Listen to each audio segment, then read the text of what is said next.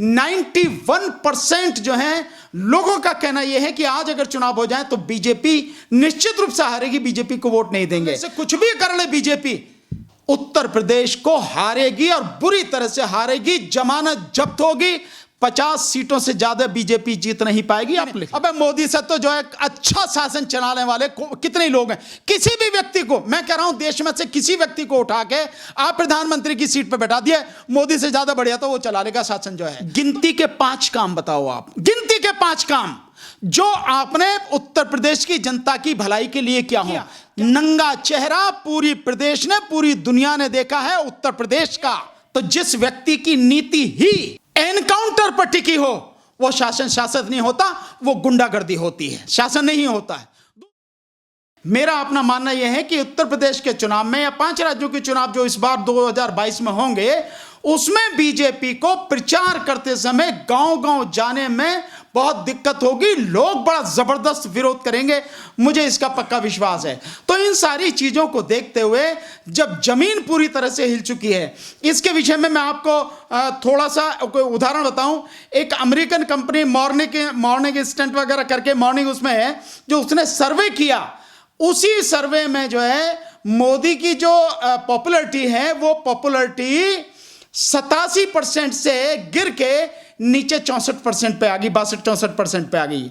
और इसके अलावा वहां जो वो है सी वोटर सर्वे है, उसने जो सर्वे किया उसमें 67% से लेके गिर के 28% नीचे गिर के 37% पे आ गई। यहां तक कि आपका चैनल है, आपके अपने चैनल में ही 91% जो है लोगों का कहना यह है कि आज अगर चुनाव हो जाए तो बीजेपी निश्चित रूप से हारेगी, बीजेपी को वोट नहीं देंगे। आपके साथ साथ में एक और चैनल है ललन टॉप, जिसके 2.25 करोड़ सब्सक्राइबर हैं, उसमें भी जो सर्वे कराया गया उसमें पहले सुबह 91% और फिर दोपहर को देखा तो 71% तक लोगों ने कहा कि आज अगर चुनाव होते हैं, और वो 2-2.5 लाख लोगों पर वो सर्वे था कि अगर आज चुनाव होते हैं तो बीजेपी किसी हालत में सत्ता में नहीं आ सकती। इसका मतलब यह है साख पूरी तरह से गिर चुकी है, इस साख को बचाने के लिए ये सारी क्रियाएं। हाँ, ये बात सही है कि मोदी की, योगी की अपनी नाक की और ईगो की लड़ाई जरूर है जो जनता के सामने है। लेकिन बार बार जो है जितने भी राजनीतिक विश्लेषक हैं या फिर जो है बड़े राजनीतिकार जो हैं या फिर बड़े मीडिया के जो लोग हैं, वो जो है अपनी अंदरूनी जो है सोर्स लगा करके जो ये पता लगा रहे हैं कि वाकई में जो है यूपी के अंदर जो है कुछ वाकई में बड़ा होने वाला है। और इसके लिए बताया जा रहा है कि निगाहें जो है कहीं और होगा और निशाना जो कहीं और होगा।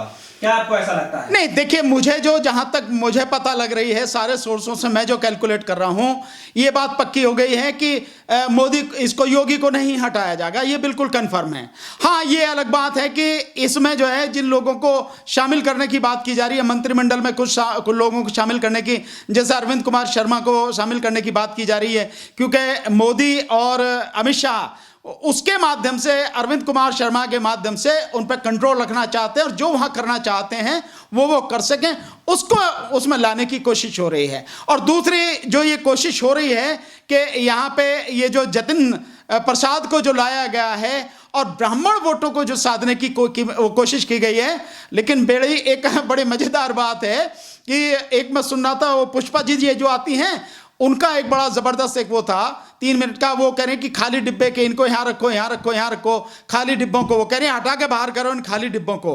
तो पड़ोसी एक निकलता जा रहा था कि खाली डिब्बों को क्या करोगे, क्या कर रही हो, कि इन्हें निकाल के बाहर कर रहे हैं। तो वो कह रहे हैं कि इन्हें निकाल के बाहर कर रहे हो तो इसे तो हमें ही दे दो खाली डिब्बे को, क्या आप क्या करोगे, कि किचन में सजाएंगे।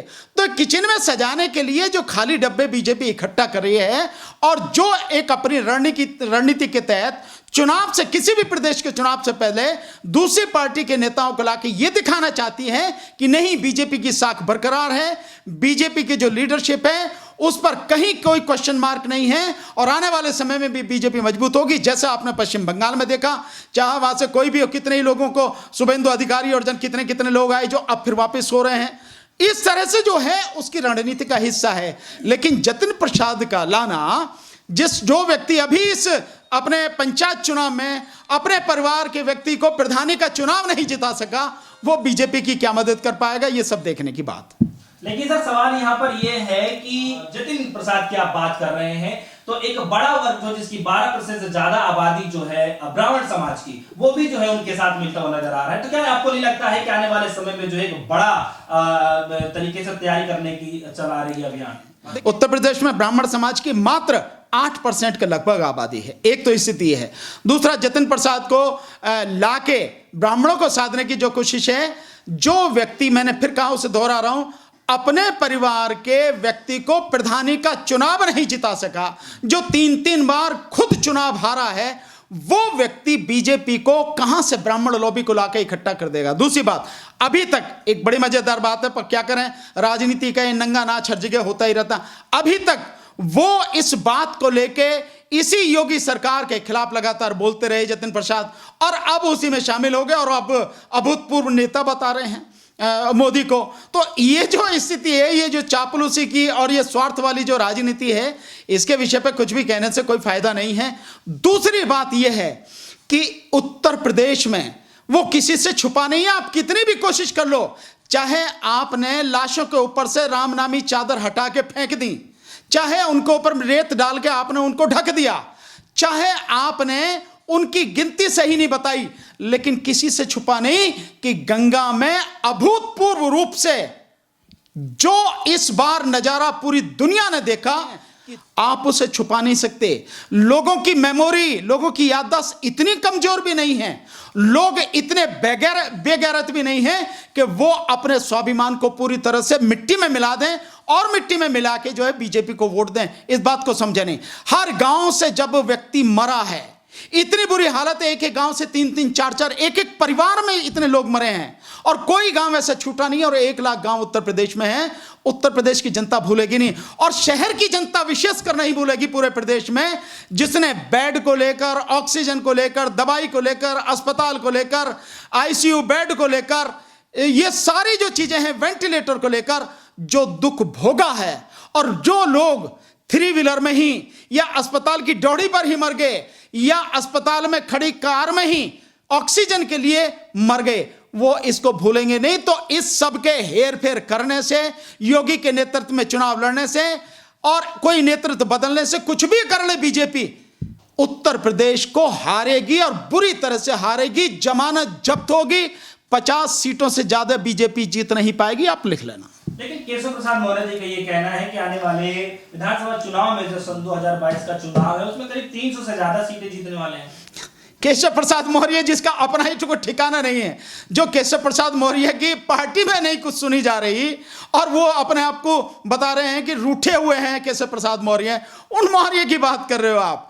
मैं समझता, देखिए, ये कुछ भी कह लें अपनी झिझक मिटाने के लिए, या अब वो कहते हैं ना, खिस्साई बिल्ली खंबा नोचे, ये कुछ भी कह लें, लेकिन जो स्थिति है आज की तारीख में, मैं आपको बता रहा हूं, जब इनका ग्राफ घट के 8 और 9% पे आ गया है, पूरे देश की बात मत कर रहा हूं, और उत्तर प्रदेश में तो बहुत ही बुरा हाल है, जब इतने % पे आ गया है, उस स्थिति में इन्हें कौन जिताएगा? कोई नहीं जिता सकेगा, किसी हालत में जीत नहीं सकते हैं। लेकिन सर, माना तो ये जा रहा है कि योगी आदित्यनाथ पिछले 4.5 साल के अपने कार्यकाल के अंदर जो है एक भी घोटाला नहीं किए, तो साहब जाहिर उनकी छवि जो है बिल्कुल शीशे की तरह साफ नजर आ रही है। वो छवि ये भी तो है कि शीशे की तरह छवि छाप होते हुए भी ऑक्सीजन के लिए लोग मर गए, आप इसे कैसे भूल जाएंगे? आप अस्पताल के लिए लोग मर गए, डॉक्टर के लिए मर गए, बेड नहीं मिला लोगों को, क्या आप इसे भूल जाएंगे? क्या लोग, उत्तर प्रदेश की जनता इसे भूल जाएगी?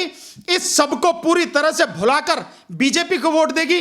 यह संभव ही नहीं। दूसरी बात, आपके राज में आप कह रहे हैं कि आपने घोटाला नहीं किया, चले एक पल को मैं मान लेता हूं कि आपकी छवि साफ है, आपने घोटाला नहीं किया, एक पल को मैं मान लेता हूं, लेकिन आपके साथ जो और लोग हैं, क्या उन्होंने घोटाला नहीं किया?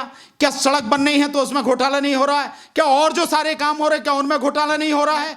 ये सारे पत्रकार जिस तरह से बता रहे हैं सारी चीजें, जो मीडिया में, जो जिसको आप मेन स्ट्रीम मीडिया कहते हो, उसमें नहीं आ पा रही है तो अलग बात है, लेकिन सोशल मीडिया हो या अलग अलग तरह से जो पत्रकार हैं अपने यूट्यूब चैनल्स पे, अपने फेसबुक अकाउंट पे, जिस तरह से ट्विटर वगैरह पे डाल रहे हैं, हर चीज इंफॉर्मेशन हर एक को सामने है। लेकिन सर, राजनीति के विशेषज्ञों का ये मानना है कि भले ही योगी को किसी अलग नजरिए से देखा जाए, लेकिन अभी भी जो है योगी आदित्यनाथ के टक्कर में जो है कोई भी अभी तक कोई उत्तर प्रदेश के अंदर कोई ऐसा बड़ा नेता नहीं उभर का है। भले ही अगर अखिलेश यादव को देख लिया जाए तो भले उनसे ज्यादा मशहूर हो, लेकिन लोकप्रियता के मामले में आज भी योगी आदित्यनाथ आगे हैं। नहीं, एक होता है विख्यात, एक होता है कुख्यात।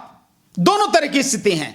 विख्यात होता है यानी व्यक्ति प्रसिद्ध है, जो कुख्यात होता है यानी उसको भी लोग जानते हैं, ऐसा नहीं है कि उसको नहीं जानते हैं। तो आप इनको किस कैटेगरी में रखोगे या जनता किस कैटेगरी में रहेगी ये जनता जाने, लेकिन जो व्यक्ति कुख्यात होता है उसको भी बहुत लोग जानते हैं। मुझे एक बात बताओ, गिनती के 5 काम, मैं बहुत बड़ी बात नहीं कह रहा हूं, योगी आदित्यनाथ को जो लोग कहते हैं कि 4.5 बढ़िया शासन चलाया है सब कुछ, एक तो जिस व्यक्ति की नीति ही एनकाउंटर पर टिकी हो वो शासन नहीं होता, वो गुंडागर्दी होती है, शासन नहीं होता है। दूसरा, गिनती के 5 काम बताओ आप, गिनती के 5 काम जो आपने उत्तर प्रदेश की जनता की भलाई के लिए किया हो। क्या आपने शिक्षा में कोई सुधार किया है? नहीं किया। क्या आपने स्वास्थ्य व्यवस्था में सुधार किया है, सुधार किया है? नहीं किया। नंगा चेहरा पूरी प्रदेश ने, पूरी दुनिया ने देखा है उत्तर प्रदेश का, कहीं ऐसा नहीं है जो छुपा हुआ हो। तो क्या आपने इसमें काम किया? नहीं किया। महिलाओं की बेहतरी के लिए काम किया? नहीं किया है। महिलाओं की इज्जत लूटी गई है, कत्ल किया गया है, बलात्कार हुए हैं, सबके सामने है। एनकाउंटर आपने खूब किए हैं, कहीं कोई काम हुआ? आपने श्रमिकों के कानून में बदलाव करके श्रमिकों का बेड़ा गर्क कर दिया। यह भी इस बार योगी जी के राज में ही लोगों से छिन गया ये सब कुछ, और आपने आंकड़े भी छुपाए। किस पे आप वो करोगे? कौन सी ऐसी चीजें? क्या आपने रोजगार दिया है? नौकरी दी है? बताओ आपने कितनी नौकरी दी है? क्या किया है आपने? कुछ नहीं किया आपने। योगी नहीं तो सर आप बता दीजिए कि आने वाले चुनाव के अंदर जो है, अगर आपका ही आकलन अगर सही माना जाए तो फिर आप किसको मतलब देखते हैं कि उनकी छवि मतलब दूसरी कौन सा ऐसा नेता है जो? योगी की तो कोई छवि नहीं है, जिस तरह से मोदी की कोई छवि नहीं है। देखिए स्थिति बदल जाती है। मैं आपको एक उदाहरण बताता हूं, उससे समझने की कोशिश करें। बहुत लोग हैं जो अभी हैं, सामने नहीं आ पा रहे हैं, वक्त आएगा तो सामने आ जाएंगे। आपको सब ये सारी चीजें दिखेंगी, अपनी आंखों से दिखेंगे, पूरी दुनिया को दिखेगी। मैं आपको एक उदाहरण बताता हूं। जिस समय श्रीमती इंदिरा गांधी जी की जो है हत्या हुई और जब उनका अंतिम संस्कार हो रहा था तो ऐसे लग रहा था यार ये तो चली गई, अब कौन होगा, अब कौन व्यक्ति होगा जो देश को संभालेगा। लेकिन उसके बाद से देश चलता चलता चलता चलता यहां तक आ गया नहीं आ गया को। उसके बाद में राजीव गांधी हुए और उसके बाद में नरसिम्हा राव, और ये जिस तरह से होते हुए यहां तक पहुंच गया, ये सारी चीजें। तो ऐसा नहीं है कि ये व्यक्ति, ये सब एक ड्रामा है, ये एक दुष्प्रचार है जो सत्ताधारी जो पार्टी है उसके द्वारा किया जाता, लोगों को भरमाया जाता है कि भैया इसके अलावा कुछ नहीं है। लोग कहते हैं मोदी ने, अबे मोदी से तो जो है अच्छा शासन चलाने वाले कितने लोग हैं। किसी भी व्यक्ति को, मैं कह रहा हूं देश में से किसी व्यक्ति को उठा के आप प्रधानमंत्री की सीट पर बैठा दिए, मोदी से ज्यादा बढ़िया तो वो चला लेगा शासन जो है। तो इसी तरह से मोदी है, योगी है, कोई भी है, वक्त आता है तो लोग भी आते हैं और वो लोग सिद्ध करते हैं। ऐसा कुछ भी नहीं है कि इसके सामने कोई नहीं है, बहुत लोग हैं। चलिए सर, बहुत बहुत शुक्रिया। Thank you.